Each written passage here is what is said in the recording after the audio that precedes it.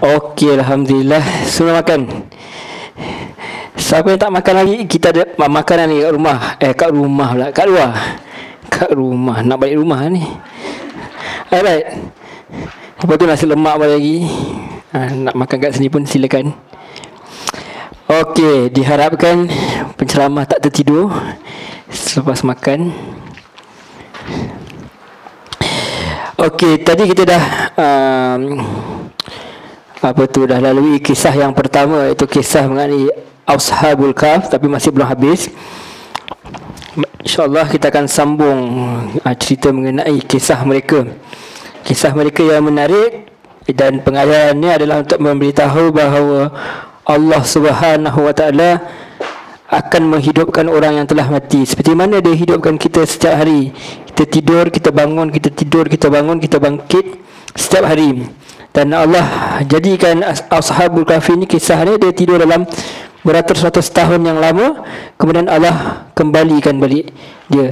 Dan dia bukan kisah pertama yang kita jumpa dalam Quran. Bahkan sebelum ni kalau dalam Al-Baqarah pun diberitahu ada seorang lelaki ni, dia jalan kepada suatu tempat, dia tengok kota tu, dia terfikir macam mana lah Allah nak boleh bangunkan balik kota tu. Kemudian Allah tidurkan dia dalam jangka masa yang lama juga, Allah alam berapa lama. Kemudian dia bangun, dia lihat dia punya himar atau dia punya haiwan tu dah mati pun, dah tinggal tulang. Kemudian Allah hidupkan depan mata dia punya haiwan tu, himar dia tu. Pun antara keajaiban-keajaiban yang Allah mampu lakukan. Itu semua untuk menunjukkan bahawa Allah boleh menghidupkan orang yang telah mati. Baik. Jadi kita pergi kepada ayat 22 balik. Kata Allah tadi, sayaquluna salasatur rabi'uhum kalbuhum. Kelak ada orang akan katakan jumlah mereka 3 orang, yang keempat adalah anjing. Wa yaquluna khamsatun sadisuhum kalbuhum rajman bil ghaib. Yang ada yang kata sebagai tekaan tak ada yang ghaib, dan yang lain mengatakan apa? Wa yaquluna sab'asatun wa thaminuhum kalbuhum. Ada yang kata 7 orang, yang ke-8 tu anjing. Qur rabbi a'lamu bi'iddatihim ma ya'lamuhum illa qalil. Katakanlah Tuhan lebih mengetahui apa jumlah mereka, tidak ada siapa pun yang mengetahui kecuali sedikit saja yang mengetahui. Seperti kita dah bincangkan sebelum rehat tadi, siapa yang mengetahui? Orang yang jumpa mereka. Orang yang jumpa mereka tahulah berapa bilangan mereka. Tapi selebihnya kita tak tahu, didiamkan oleh Allah Subhanahu Wa Taala. Sebab perkara itu taklah berapa penting. Yang penting adalah ibrah, ini pengajaran daripada kisah yang Allah sampaikan ini. Fala tumari fihim illa mira'an zahira. Maka kata Allah kepada Nabi Muhammad, jangan engkau berdebat tentang mereka kecuali perdebatan yang jelas. Wala tastafti fihim minhum ahada. Dan janganlah engkau minta fatwa ataupun minta bertanya kepada mereka daripada ahli kitab pun, seorang pun tentang Ashabul Kahf ni. Apa maksud yang jelas tadi? Melainkan apa yang Allah ceritakan sahaja. Yang lain semua adalah andaian sahaja. Boleh jadi betul, boleh jadi boleh jadi salah.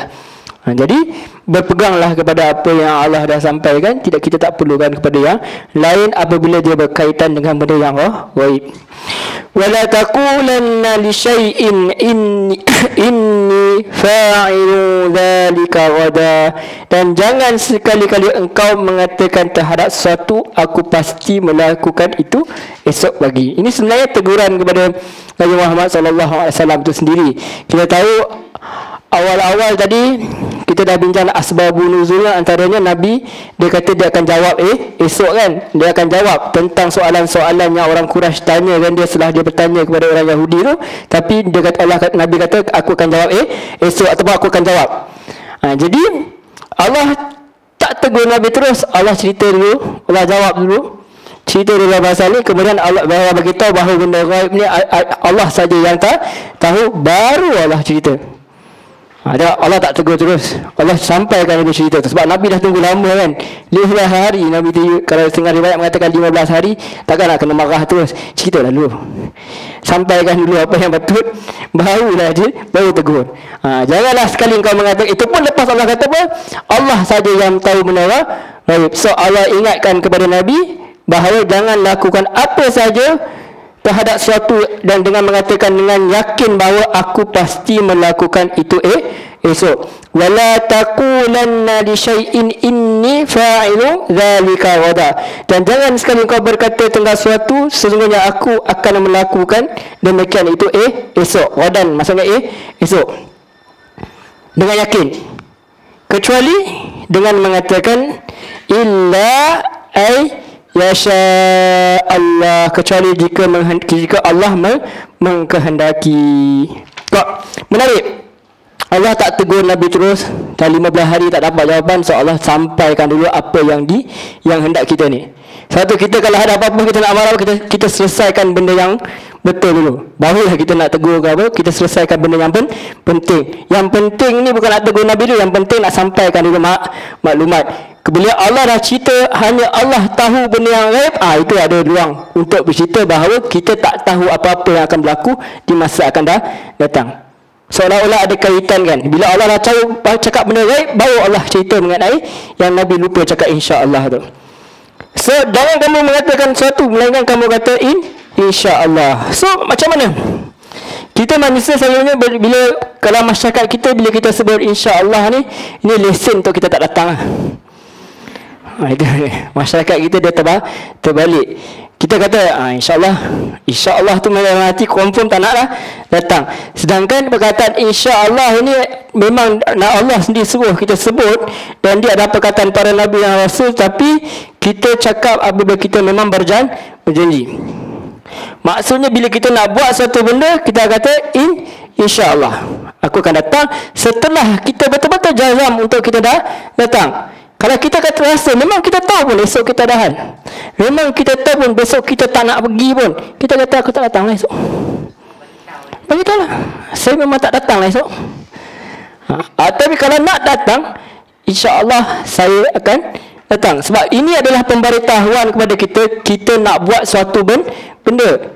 Dan ini juga sebagai peringatan kepada kita adalah manusia yang sangat lemah. La haula wala quwwata illa billah. Tidak ada sebarang kekuatan melainkan kekuatan daripada Allah. Jadi nak ingatkan diri kita, satu, kita tak tahu benda gaib, tak tahu apa akan berlaku besok. Satu lagi, kita tak tahu kita mampu tak datang tak esok. Separuh-separuh tapi masih macam rasa nak pergilah, yang itu insya-Allah lah. Maksudnya kita nak pergi, itu maknanya kita nak pergi. Yang itu masih lagi boleh dikategorikan sebagai insya-Allah aku datang. Kalau aku tak ada apa-apa, aku datang. Tapi nak pergilah, tapi kemungkinan macam tu.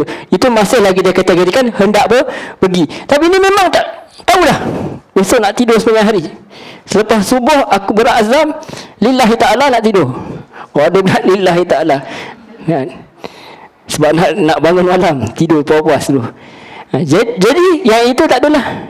Yang itu kita kata esok aku tak datang. Sebab apa?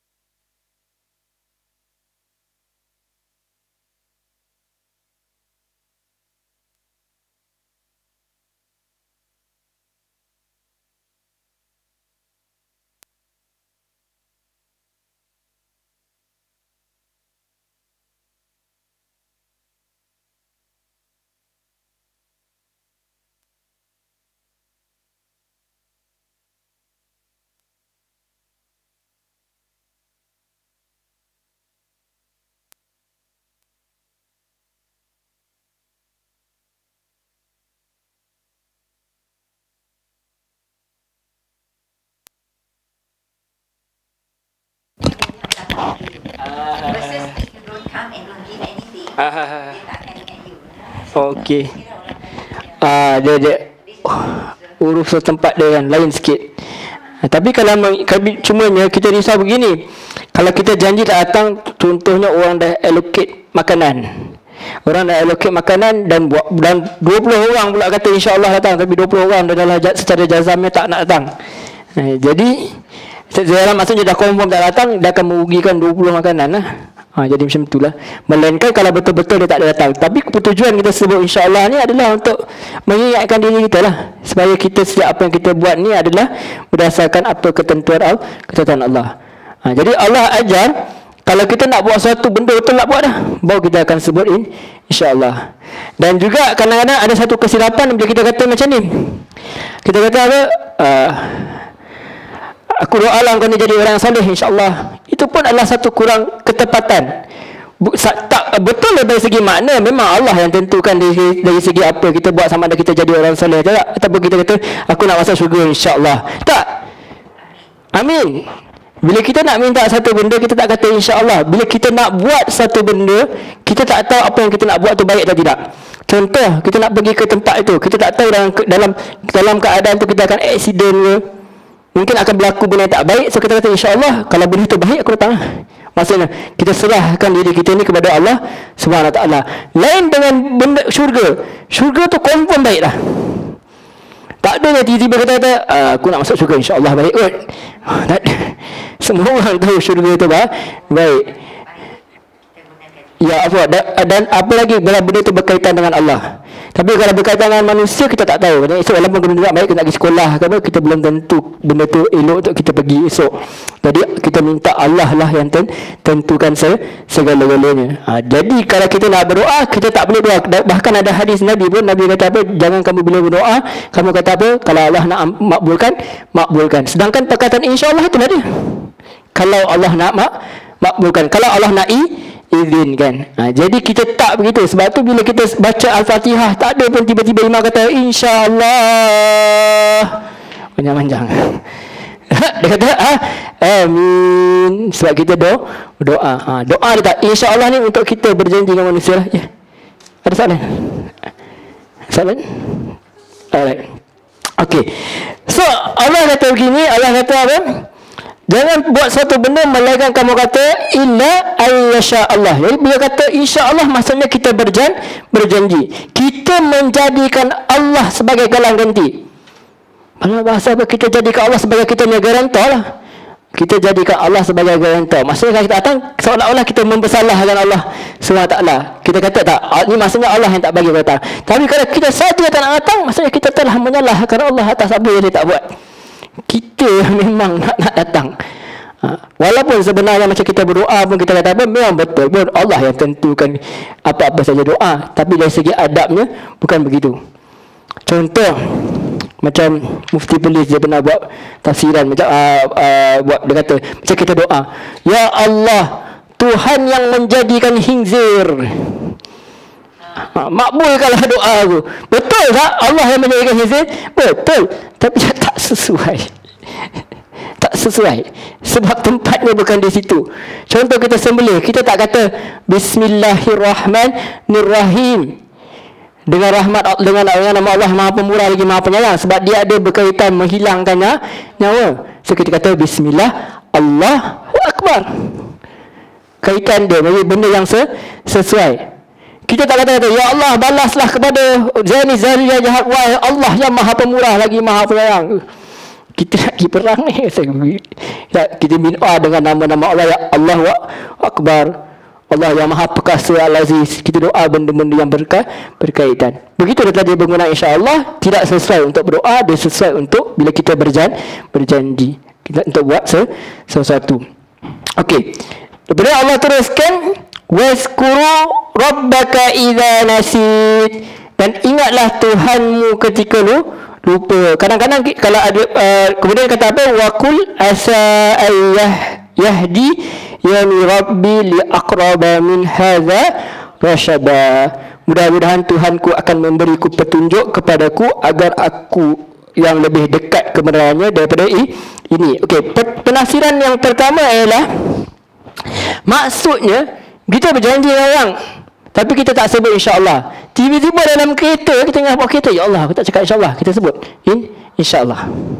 Kita sebut insya-Allah dan kita tambah perkataan mudah-mudahan Allah akan bagi benda yang lebih baik daripada yang aku cara nak buat dia. Maksudnya apa? Maksudnya kita kata kalaulah berjanjian aku tadi tu pun salah sebenarnya tak baik, kau jangan bagilah aku buat. Bagi aku benda yang lebih baik. Ia berdasarkan hadis di mana Nabi Sulaiman sallallahu alaihi wasallam dia pernah berazam untuk mendatangi isteri dia untuk melakukan hubungan suami isteri itu. Dalam tengah riwayat kata berapa 100 orang begitu. 99 orang begitu, ataupun 100 orang dalam setengah riwayat mengatakan begitu. Kemudian dia kata siap daripada itu akan ada zuriat yang akan dia jalankan untuk fisabilillah, untuk berjihad di jalan Allah. Maka tak ada satu pun bayi yang lahir daripada isteri kecuali seorang. Itu pun dia kata macam tak sempurna lah, seolah-olah nak kata half macam tak sempurna, mungkin cacat lah kalau kita nak tafsirkan. Wallahu alam maksud yang lebih benar. Dia nak intelligent, tapi dalam hadis kata supaya boleh untuk digunakan sebagai jihad lah, di dalam perang, hadis riwayat Bukhari itu. Maka Nabi kata kalaulah Nabi Sulaiman tu kata insya-Allah, maka Allah akan bagilah apa yang dia nak. Maka itu lebih akan mencukup untuk memenuhi hajat dia. Tapi Allah tak bagi sebab dia tak sebut insya-Allah. Seperti mana Allah tak bagi kepada Nabi Muhammad tadi jawapan dengan segera sebab dia tak sebut insya-Allah. Jadi bila kita dah teringat, maka kita kata insya-Allah dan kita kata mudah-mudahan Allah akan bagi yang lebih baik daripada apa yang aku janji tadi. Itu kita punya ni sikap kita. Sebab apa? Kalau kita tak kata insya-Allah, mungkin Allah tak bagi apa yang kita nak, sebab kita tidak menjadikan Allah sebagai kita punya dokongan yang paling utama. Sebab yang masa hadapan ni kita tak tahu. Dan walaupun begitu, ada juga ulama yang kata maksudnya pun lebih luas sebenarnya. Bukan sekadar insya-Allah sahaja. Kalau kita lupa apa sahaja pun, kita kata apa? Mudah-mudahan Allah akan bagi kita benda yang lebih baik. Maksudnya kita terlupa satu benda, kita terlupa pasal ilmu ni apa semua, kita minta kepada Allah supaya Allah bagi petunjuk yang lebih baik lah kepada kita. Sebab kadang-kadang kita tengok dalam Quran, bila orang lupa dia kata apa, syaitan telah melupakan aku. Seolah-olah ada ulama tafsirkan sebagai syaitan ni dia ada keupayaan juga untuk buat orang lupa juga, antaranya untuk menjauhkan kita daripada Allah SWT. Misalnya kes pertama yang kita baca dalam Quran antaranya ialah bila Nabi Yusuf diminta supaya kawan dia bagi tahu pasal diri dia, perihal ini lepas dia keluar daripada penjara tu, nanti dia kerja kat tempat raja, bagi tahu yang aku ni boleh tafsirkan mimpi. Dia lupa. Bertahun-tahun lama dia lupa, sampai kan Nabi Yusuf terpaksa duduk lama lagi dalam penjara. Sampailah satu hari raja tu mimpi, baru dia teringat, aku ingat Yusuf. Lama dah dia bersenang-lenang duduk dalam istana tu. Seronok dia kerja kat istana. Baru dia teringat. Lepas tu dia kata kat dia, tak ada yang melupakan aku melainkan syaitan telah melupakan aku. Tapi kita tengok nanti dari kisah Nabi Musa pun nanti akan ada pembantu dia cakap apa, dia pun terlupa juga, syaitan telah melupakan aku apabila ikan tu lompat. Tapi yang menariknya, yang mengatakan begitu bukan para nabi, para rasul. Yang mengatakan itu orang-orang biasa. Bila kita lihat kepada Nabi Musa nanti, bila dia kata dia terlupa, sebab tu dia tanya soalan, bila tengok benda pelik-pelik, dia tak salahkan syaitan. Dia kata apa? Dia salahkan diri dia sendiri. Aku terlupa. Boleh nampaklah kematangan di antara Nabi itu dengan orang-orang biasa. Ada juga yang tafsirkan macam tu. Okey, tak apa. Yang nanti kita bila sampai pada ayat tu, nanti kita cerita, insya-Allah lebih nampak dengan lebih jelas nanti. So, kalau kita terlupa satu benda, kita terlupa apa pun, kita kata mudah-mudahan Allah akan bagi yang lebih dekat, lebih baik. Agaknya exam bolehlah kita baca ayat ni. Allah terlupa lah. Mudah-mudahan Allah akan bagi lebih baik. Tak exam bagi lebih baik ke, tak tahu lah. Tapi sekurang-kurangnya kita menggantungkan diri kepada Allah SWT. Itu yang Allah ajar. Okay, bila Allah dah cerita tu, Allah kembali balik kepada cerita yang asal. Tadi selingan saja, teguran yang selingan saja daripada Allah SWT. Sebablah temujuk Allah cerita mengenai Allah saja yang tahu benda perkara lain, termasuklah apa yang akan berlaku pada masa hadapan. Dan Allah beritahu, walabithu fi kahfihim 300 sinina wasdadu tis'a. dan mereka tinggal di dalam gua selama 300 tahun dan ditambah 9 tahun. Setengah ulama berpendapat, kalau tak silap termasuk Ibn Abbas radhiyallahu anhu, dia berpendapat inilah sebenarnya berapa lama mereka tinggal. Sebab Allah tak sebut pun lepas tu mengenai mereka, ini sangkaan mereka atau apa, Allah terus diamkan habis. Seolah-olah nak bagi tahu betul lah yang mereka berbincangkan tu semua salah. Yang betul hanya 300 tahun dan ditambah 9 tahun. Setengah pendapat mengatakan bahawa 300 tahun mengikut kalender bulan Qamariah, 309 tahun tu mengikut kalender matahari. Kan kita Islam dia sedikit daripada itu. Ada setengah, ada pendapat yang mengatakan sedemikian. Ada juga pendapat mengatakan tak, kita sebenarnya memang tak tahu berapa tahun. Ini semua Allah dia letak satu perkara sebagai ujian juga untuk kita semua. Oh, ini yang sahih. Tak, Allah tak kata pun yang ini sebenarnya. Allah bagi tahu dia lagi. Ada lagi pandangan yang mengatakan mungkin lebih mendekati kepada kebenaran. Tapi ini yang paling popular. 300 ditambah dengan 9 tahun. 300 mengikut kalender bulan, 309 tahun mengikut kalender matahari. Kita sikap kita macam mana? Allah alam. Allah sajalah yang lebih mengetahui berapa lama sebenarnya mereka tertidur. Baik. Kemudian ayat 26. Qulillahu a'lamu bima labisu. Katakanlah Allah lebih mengetahui berapa lama mereka tinggal. Lihat, walaupun lepas 309 tahun tu Allah seolah-olah nak bagi tahu, tapi last sekali Allah kata sebenarnya Allah yang lebih tahu. Berapa lama sebenarnya kita sebenarnya tak tahu. Masih lagi Allah sebut. Kemudian Allah kata apa? Allahu ghaibus samawati wal ard. Miliknya semua yang tersembunyi di langit dan di bumi. Absir bihi wa asmi. Betapa tajamnya penglihatannya dan alangkah tajamnya pendengarannya. Maksudnya Allah bagi tahu bukan setakat Allah tahu berapa lama tidur, apa yang di langit pun setiap yang berlaku, setiap inci yang berlaku di langit Allah tahu, setiap inci yang berlaku di bumi pun Allah tahu. Kita tengok kat dalam laut, kat dalam muka bumi, kat dalam tanah, itu tengok dalam itu apa ikan keluar daripada tanah tak kenal. Kita pun tengok ngeri tengok muka dia. Apa-apa sahaja lagi semua kita tak tahu. Jangan duk cerita duyung apa semua, memang kita tak tahu apa kat dalam. Kita kata naga lah apa semua, kita jenis-jenis ikan kita tak habis nak explore. Tengok sajalah kepada dokumentari ini supaya kita nampak kepada kebesaran Allah. Sangat banyak yang sebenarnya kita tak teroka lagi di dalam bumi. Kita banyak fokus kita di atas, sampai di bawah kita terlupa juga. Macam-macam lagi ada di bawah bumi ini. Dan semuanya sebab Allah kata absir bihi wa asmi. Tajam penglihatannya, tajam pendengarannya. Allah tahu apa saja yang berlaku. Daripada serangga-serangga, daripada segala haiwan-haiwan, daripada apa saja yang berlaku depan mata kita, belakang kita, kisah dahulu, kisah akan datang, semuanya dalam ilmu Allah Subhanahu Wa Taala. Setakat nak kira 309 hari ke 300, benda tu sangat kecil bagi Allah Subhanahu Wa Taala. Itu bukan tara kita untuk kita memperbincangkan benda itu. Sebab semuanya di sisi Allah. Malahum min dunihi min waliyyin wa la yushriku fi hukmihi ahada. Apa dia? Dan tidak ada seorang pelindung pun bagi mereka selain dia, dan dia tidak mengambil seorang pun menjadi sekutunya dalam menetapkan keputusan. Jadi apa saja Allah tidak ada seorang pun pelindung bagi mereka, bagi Ashabul Kahf tadi, dan termasuklah diri kita, manusia, makhluk Allah secara keseluruhannya. Sebab tu dalam surah At-Tariq kalau tak silap Allah kata apa, setiap benda itu ada penjaganya. Setiap benda tu ada penjaganya. Siapa penjaga kita? Allah SWT lah menjaga kita. Kadang-kadang Allah utuskan malaikat untuk jaga kita. Semua makhluk itu adalah di bawah jagaan, di bawah seliaan Allah SWT. Termasuklah tadi Allah jaga Ashabul Kahfi ini daripada apa-apa kat orang, daripada badan dia rosak, daripada apa-apa, daripada matahari, daripada cahaya, daripada segala-galanya, daripada kesejukan, semuanya Allah lindungi. Seperti mana Allah lindungi Nabi Musa, baby tu jalan sendiri naik dalam bakul tu, dikatakan bakul pun dia jalan atas air tu tak tenggelam, tak lemas, sampai dia elok ya dekat istana Firaun tu.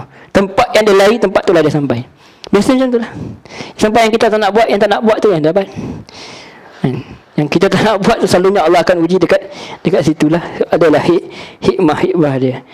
So tak ada pelindung pun bagi mereka selain dia, dan dia tak ambil seorang pun menjadi sekutunya dalam menetapkan keputusan. Bila Allah jadikan langit, Allah tak tanya pun, perlukah kau buat langit kat makhluk-makhluk yang lain? Tak ada pun Allah. Bumi pun tak ada.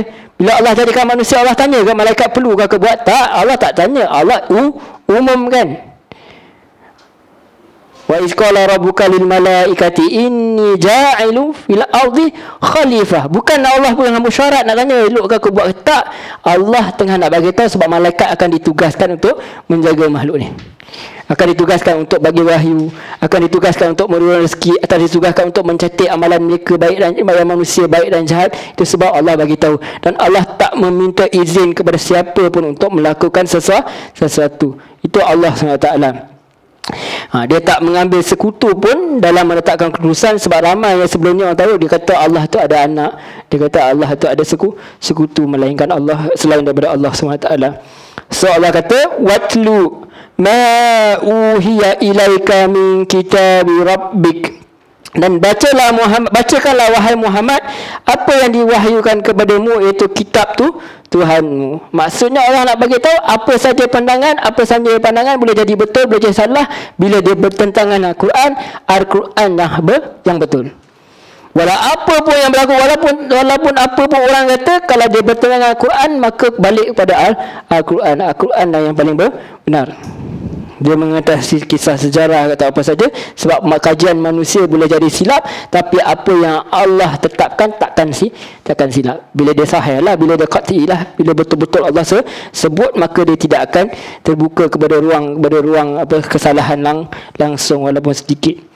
Melainkan benda-benda yang masih boleh dikaji lah, benda yang Allah tak cerita secara jelas, benda yang masih memang Allah suruh kita berfikir. Sebab Allah suruh, bukan kata macam Allah suruh kaji sains, kaji mengenai bumi semua, yang itu kita boleh buat kajian lah, tak ada masalah. Tapi apabila berkait dengan tauhid, berkaitan dengan cerita yang Allah mengatakan yang ini yang sahih, kita pegang pada Al-Quran walaupun bertentangan dengan pandangan-pandangan yang lain. Baik. Dan Allah kata lagi, la mubaddila li kalimati wa la tajida min dunihi multahada, dan tidak ada yang dapat mengubah kalimah-kalimahnya, dan engkau tidak akan dapat menemukan tempat berlindung selain daripadanya. Maksudnya apa? Manusia tidak akan dapat mengubah apa yang telah Allah tentukan.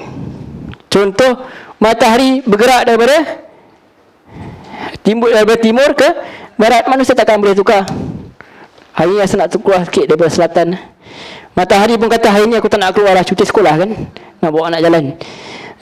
Dia tak boleh nak buat keputusan sendiri. Apa yang Allah telah tetapkan, sunatullahnya akan berlaku begitu, sehinggalah Allah sendiri yang mengubahnya. Allah kata apa? Hari ni aku nak matahari terbit daripada barat, so bye-bye. Maksudnya nak berlaku kiamat, sehingga Allah sendiri yang berkehendak untuk menyalahkan sunatullah dia sendiri, maka dia akan berlaku. Tuan-tuan, sunatullah yang Allah tetapkan, mesti ada lelaki, mesti ada perempuan, baru akan ada zuriat. Tapi boleh tak Allah menyalahi sunnah dia? Kalau Allah nak, boleh. Allah lakukan kepada Adam, Allah lakukan kepada Isa alaihissalam. Tidak perlu ada perantaraan lelaki yang perempuan. Itu maksudnya kita siapa yang boleh? Kita takkan boleh ubah kalimat Allah SWT, melainkan dia sendiri yang hendak. Nak tunjukkan juga, kalau setinggi mana pun, setinggi mana pun kita berdakwah kepada orang, kalau dia sendiri tak mahu, maka Allah akan tetapkan seperti mana yang dia nak. Itu pun ketetapan Allah. Allah yang tetapkan sama ada kita nak beriman atau tidak. Allah juga beri ketetapan kepada kita, pilihan kepada kita untuk memilih sama ada kita nak beriman atau tidak. Itu pun termasuk kepada ketetapan yang Allah telah tentukan. Dan juga nak bagi tahu kat sini, kalau Al-Quran ni pun juga tidak ada siapa yang mampu mengubahnya lah. Kalau orang ubah, maksudnya kita akan dapat kesan lah. Sebab dia kitab yang terakhir. Maka tidak ada jalan untuk kita mengubahnya. Boleh ubah, tapi orang boleh perasan lah. Sebab ada penghafal Quran dalam zaman sekarang lagi dibuktikan bahawa Allah itu menjaga Quran tu dengan rapi. Sebab apa? Ada CD, ada YouTube, ada semua. Kita tak menolak langsung teknologi itu sendiri menunjukkan bahawa bukti bahawa Allah memang jaga betul. Jaga betul Al-Quran tu sampai wujudnya benda-benda ini untuk menjaga Al-Quran itu sendiri. Kalau kita nampak, kalau kita berfikir dengan betul-betul, memang itulah. Inilah zaman dia Allah buktikan bahawa Allah betul-betul jaga Al-Quran. Klik dia dapat. Kita semua bawa Al-Quran jalan. Dulu mana ada yang bawa Al-Quran jalan melainkan yang dah hafal je. Sekarang setiap orang bawa Al-Quran dia. Sebab apa? Allah betul-betul jaga kalimat dia. Sebab apa? Lepas ni tidak akan ada Nabi lain. Nabi Isa turun bukan sebagai Nabi. Dia turun untuk lawan Dajjal saja. Dan dia turun lagi untuk membuktikan bahawa dia itu bukan anak Tuhan. Itu saja tujuan dia. Dia bukan turun sebagai Nabi. Dia turun untuk ada tugas dia akhir zaman nanti. Dan nak betulkan kekiraan manusia sebelum ni yang mengatakan dia itu adalah anak Tuhan. Wallahu a'lam. Ada soalan? Abang makan nasi dia lemah sikit. Sepatut makan burger tadi, tak dah. Alright. So wasbir nafsaka ma'al ladzina yad'una rabbahum bil ghadati wal 'ashyi yuriduna wajhah. Kemudian bila Allah dah cerita pasal Al-Quran, tentu saja bila sampaikan Al-Quran ada orang yang menentang, ada orang yang berterima. So Allah kata apa? Wasbir, sabarlah engkau. Apa dia? Ma'alladzina yad'una rabbahum, bersama orang yang menyeru Tuhannya, bil ghadati wal 'ashyi yuriduna wajhah, dengan mengharapkan wajahnya. Ada setengah dia tafsirkan sebagai keredaannya. Ada dua ulama kan, kalau kita tahu ada ulama salaf, ada ulama khalaf. Ada yang tafsirkan wajahnya lah, sebab apa nanti di akhirat besok akan jumpa dengan akan melihat nikmat yang paling besar adalah melihat wajah Allah. Ada yang menafsirkan sebagai masuk wajah Allah ni adalah mencari keredaan Allah. Tak apalah, itu adalah pandangan para ulama. Yang penting memang kita semua mencari keredaan Allah SWT, dan memang kita juga hendak mengharapkan balasan yang paling baik ialah melihat wajah Allah esok di syurga besok. Itu balasan yang paling tinggi yang Allah akan beri kepada makhluknya di syurga kelak. So Allah tak kata bersabarlah kamu bersama pemimpin-pemimpin Quraisy tu, dia nak buat apa pun sabarlah begitu. Allah tak kata begitu. Allah kata apa? Allah kata bersabarlah dengan orang yang menyeru Tuhanmu pada waktu pagi dan petang. Maksudnya apa? Adalah satu hadis, kalau tak silap dirawikan oleh sahabat nama Sa'ad bin Abu Waqqas, kalau tak silap. Dia kata ada satu hari, sebenarnya ayat ni hadis itu turun untuk menafsirkan ayat dalam surah Al-An'am, di mana Allah kata kepada Nabi supaya terus bersabarlah dengan orang-orang, ayat dia lebih kurang macam ni, bersabar dengan orang-orang yang menyuruh Tuhan, jangan tinggalkan mereka demi untuk ambil hati orang-orang pemimpin Quraisy lah. Apa dia ayat ni? Apa tu hadis tu, bila dia keluar jalan satu hari, datangnya pemimpin Quraisy ni, dia kata apa, lebih kurang, ya Muhammad, kalau kau nak kami ikut kami, singkirkan mereka ni, singkirkan orang-orang miskin ni. Kata Sa'ad bin Waqqas, yang antara yang ada dengan dia adalah Ibnu Mas'ud. Mereka ni bukan orang yang kaya-kaya lah, mereka bukan seperti Abu Bakar, semua Umar, semua kira ada harta juga kan. Yang ni tak ada. Yang ni mereka sendiri orang-orang yang tidak terlampau yang tidak kaya lah. Maka pemimpin Quraisy buat syarat, kalau kamu nak kami terima dakwah kamu, tinggalkan mereka.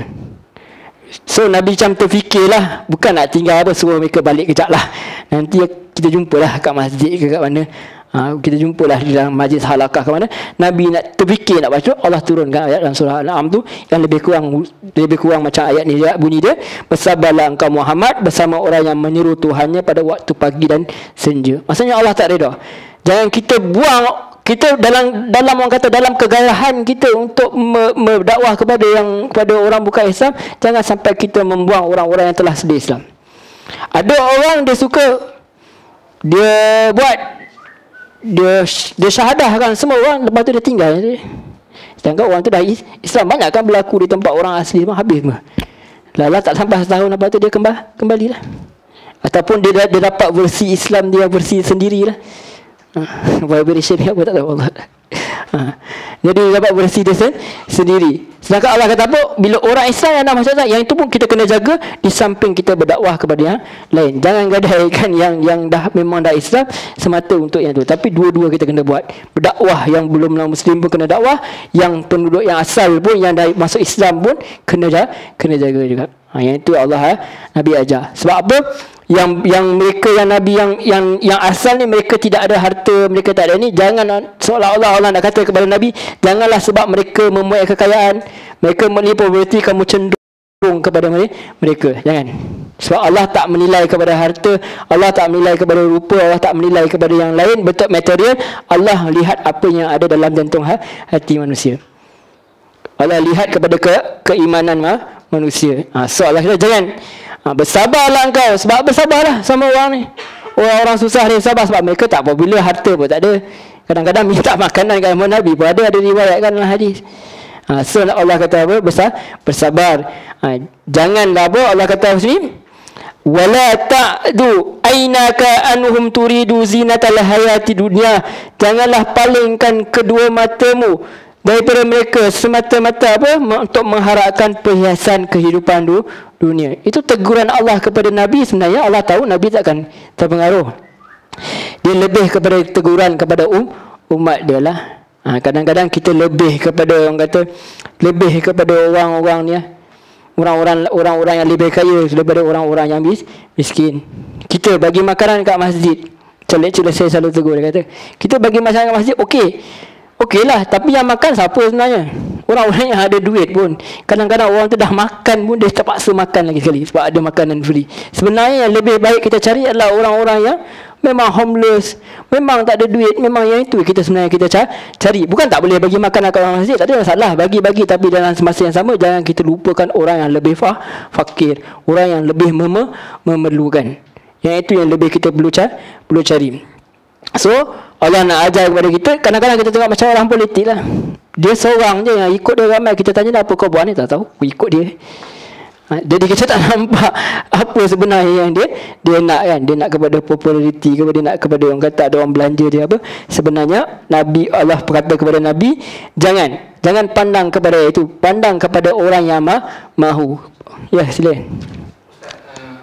Macam bagi makan pada orang masjid ni, saya rasa itu satu tanggapan kita kan. Maksudnya bila kita bagi zakat masjid ni mungkin lebih baik ke yang sebenarnya yang mana lebih afdal? Bila Allah tafsirkan sebagai infak tu apa? Memberi kepada apa?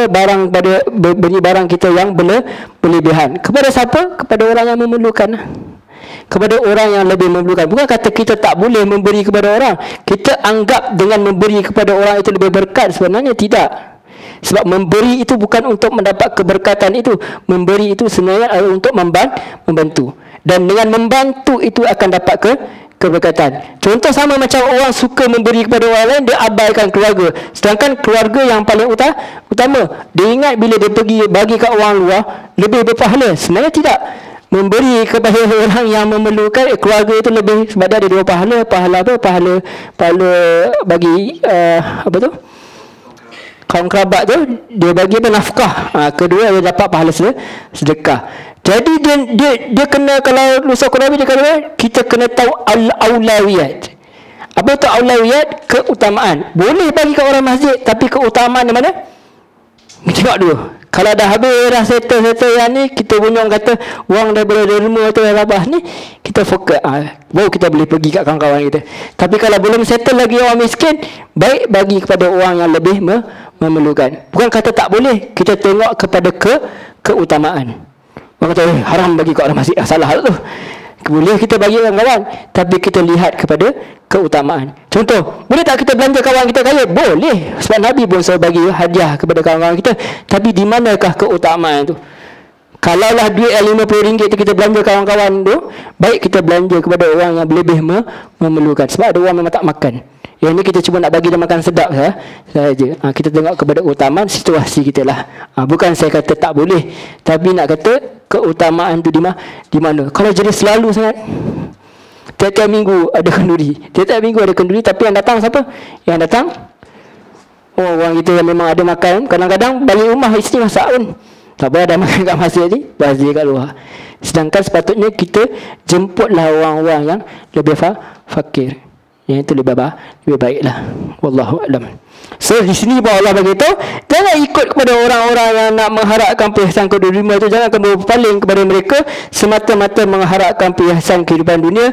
Dan jangan wala ta'du aynaka anhum turidu zinatal hayati dunia wala tuti' man aghfalna qalbahu an zikrina.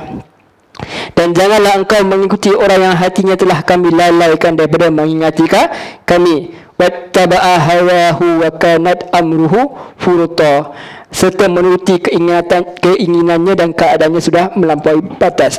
Bukan Allah di sini nak halang orang supaya tidak berdakwah apa, tapi Allah kata jangan kamu utamakan sampai kamu terpaksa singkirkan kawan-kawan yang beriman tu semata-mata untuk mengambil hati orang-orang yang belum tentu nak beriman. Contoh macam dan mereka sebenarnya penentang yang nyata pun, mereka saja nak mempermain-mainkan Nabi je. Kalau betul-betul dia sungguh, dia tak akan letakkan syarat-syarat yang tertentu. Untuk orang yang benar-benar nak beriman, dia tak letak syarat. Iman itu tidak ada syaratnya, dia akan terus nak mendengar. Tapi apabila letakkan syarat, maksudnya seolah-olah dia sebenarnya hendak mempermainkan Nabi Muhammad sallallahu alaihi wasallam. So Allah kata jangan sebab nak harapkan perhiasan dunia, dan janganlah engkau mengikuti orang yang hatinya telah kami lalaikan daripada mengingati kami. Bahkan ada setengah riwayat, ada pun mereka minta supaya Nabi sembah orang dia sekejap, bahala sekejap, dia sembah Allah sekejap.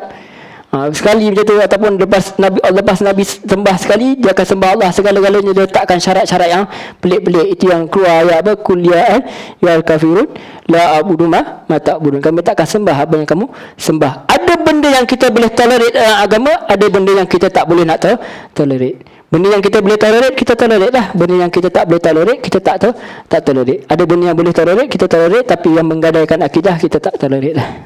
Melainkan kalau dia melibatkan nyawa lain.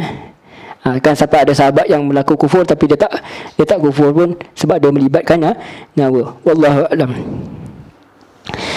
So katakan Allah, wa qulil haqqu min rabbikum, dan katalah Muhammad, apa tu, kebenaran hanya datang daripada Allah. Faman syaa'a falyu'min wa man syaa'a falyakfur.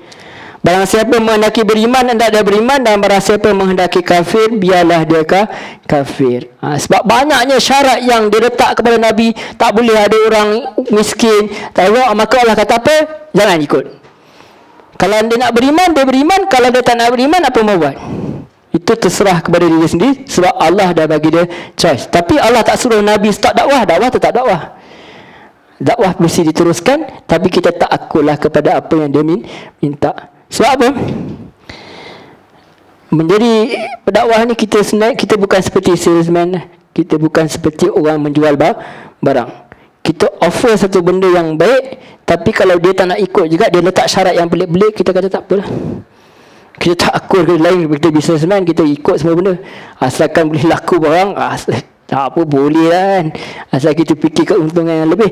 Tapi sebenarnya yang kita bawa ni, kita bawa agama Allah. Kalau ada benda yang boleh tolerate. Sebab Allah suruh kita betul langsung, ada boleh. Macam contoh, kita ada pandangan, saya jadikan anjing, apa tu, dalam mazhab Syafi'i kata muwarazah. Tapi dia keluarga ni dah lama dah berbela anjing. Takkan hari ni dia masuk Islam, tiba-tiba saya terpaksa berpisah dengan anjing saya. Tak apalah, kita peganglah sikit. Untuk dia saja kita peganglah pandangan Imam Malik. Pandangan dalam mazhab Maliki. Yang boleh memboleh, kalau tak silap saya lah, boleh memboleh jaga anjing. Takkanlah kita nak pisahkan dia dengan anjing dia. Sebab mereka anggap anjing ni macam anak. Macam anak. Oh, aku masuk Islam, terpaksa tinggalkan anjingku. Takut tak jadi masuk Islam. Ada orang macam tu kan. Jadi bolehlah kita bertoleransi benda-benda macam tu yang masih lagi termasuk dalam mazhab yang 4 tu. Bukan untuk kita lah, untuk mereka lah, sebab mereka masih lagi baru dalam Islam. Tapi kalau melibatkan akidah ke, melibatkan benda-benda yang pelik ke, tak adalah. Kalau melibatkan akidah, dia tak ada toleransi lah. Tapi kalau bagi dengar kita tahu kan, masih lagi benda-benda yang furuk, masih lagi boleh ditoleratkan. Dan dia pun orang Islam kan. Okey. Jadi Allah kata kebenaran itu datang daripada Tuhanmu. Barang siapa nak beriman, hendak beriman, dan barang siapa yang nak kafir, biarlah dia biarlah dia kafir. Tapi bukan maksudnya menolak dakwah, tapi jangan sampai kita membinasakan diri. Sebab Nabi macam awal-awal tadi kita dah bagi tahu, memang Allah kata Nabi hampir-hampir macam nak sedih melampaui batas. Sebab antara yang menolak adalah ahli keluarga sendiri. Yang itu Nabi kata, Allah kata jangan sampai merosakkan diri. Kalau dia nak kafir apa nak buat, dia dah besar lah. Maksudnya setiap orang dia ada pilihan dia sendiri. Kita tak boleh nak paksa orang. La ikrah hafiddin, tidak ada paksaan dalam memeluk Islam itu sendiri. Itu toleransi Allah yang paling besar. Tapi apa yang kita buat sebagai orang yang dewasa, apa yang kita buat, kita tahu siapa yang kita buat, pasti ada dia punya pertanggungjawaban lah. Kos dia lah.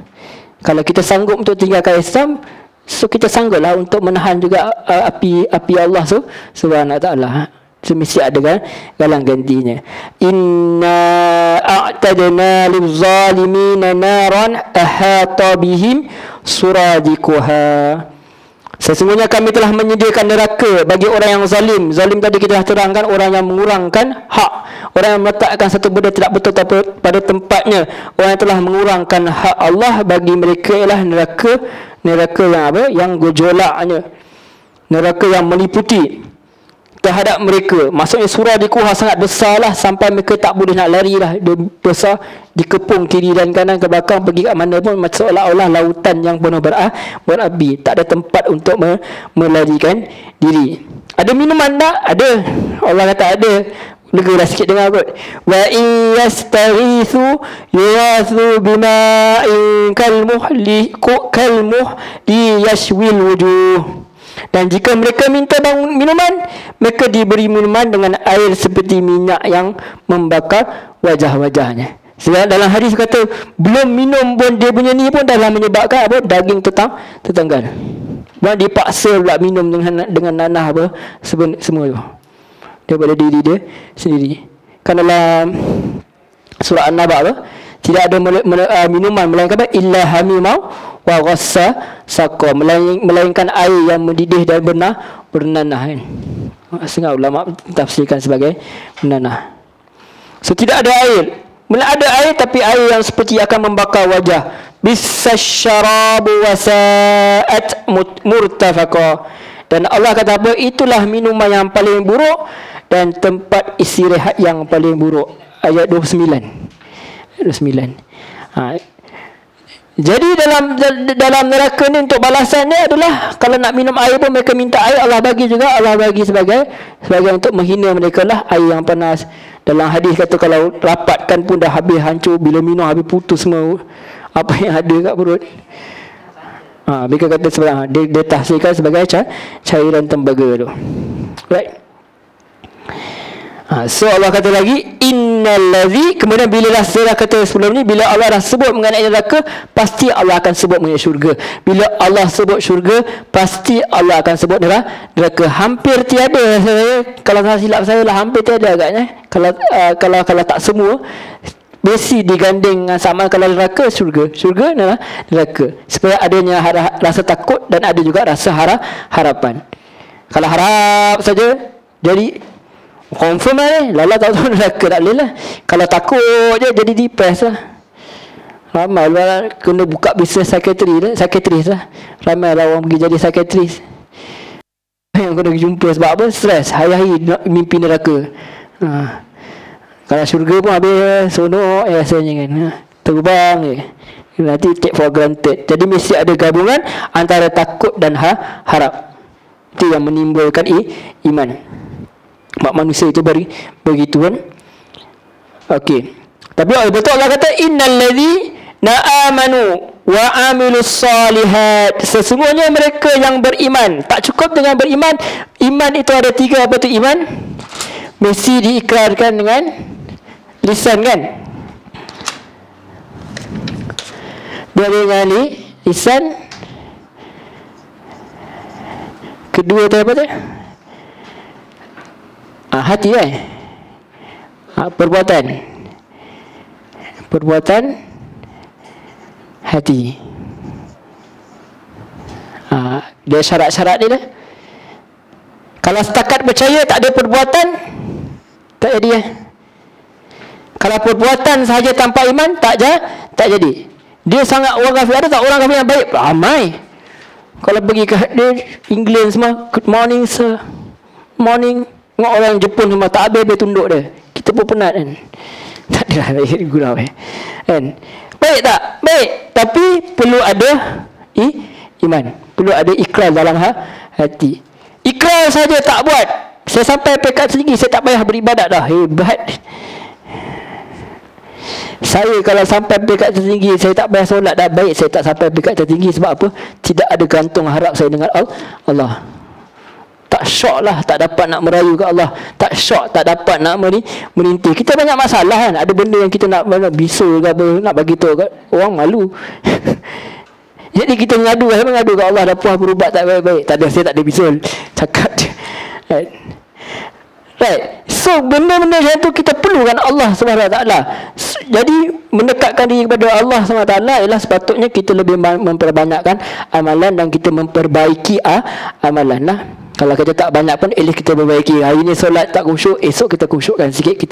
Kita kurangkan sikit distraction yang ada, gangguan yang ada. So innal ladzina amanu wa amilus salihat inna la nudhi'u ajra man ahsana amala. Sesungguhnya mereka yang beriman dan beramal soleh, kami tak akan sia-siakan pahala orang-orang yang melakukan amalan baik itu. Maksudnya yang Allah lihat itu bukan banyak. Jadi kita kata Allah lihat itu pada kualitinya. Banyak sebulan habis. Macam kita cerita Ramadan penuh, penceramah pun imam pun tak boleh nak parking dah. Sonok bang. Rasa hari ni nak baca yang paling best. Akhirnya esok tinggallah satu baris. Pakcik-pakcik kita yang setia. Yang muda sebab hilang dah. Dah tak ada. Sebab masjid banyak dia kata. Pergi masjid lain. Tapi tiba-tiba hari tu banyak. Sebulan lepas tu pancit dah, letih lah. Kena makan lemang lah apa semua lagi apa. Kita jumpa pula tahun depan. Right. Macam tahun melawat Malaysia. Right. Okay, so jadi macam tu. Jadi Allah suka apa kata Nabi kata, biar amalan tu sikit tapi dia istiqamah, dia berterusan. Yang itu yang lebih baik. Dan Allah kata apa? Kami takkan siakan pahala orang yang melakukan amalan baik. Ulaika lahum jannatu adni tajri min tahtihimul anhar